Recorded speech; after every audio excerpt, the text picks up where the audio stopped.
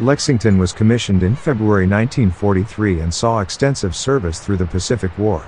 For much of her service, she acted as the flagship for Admiral Mark Mitcher, and led the Fast Carrier Task Force through their battles across the Pacific.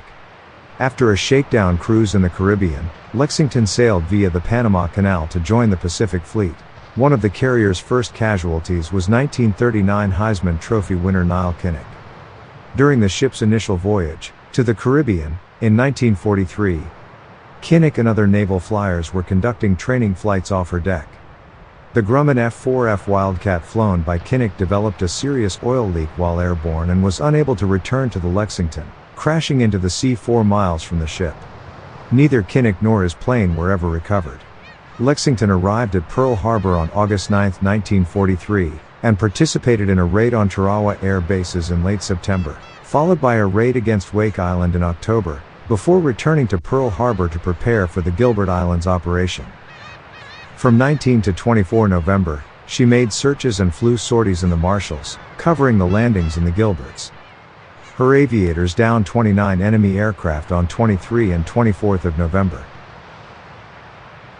She was the recipient of 11 battle stars and the Presidential Unit Citation. Following the war, Lexington was decommissioned, but was modernized and reactivated in the early 1950s, being reclassified as an attack carrier, CVA. Later, she was reclassified as an anti-submarine carrier, CVS.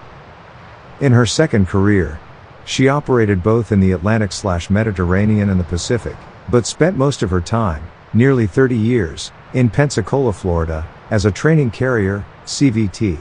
Lexington was decommissioned in 1991, with an active service life longer than any other Essex-class ship.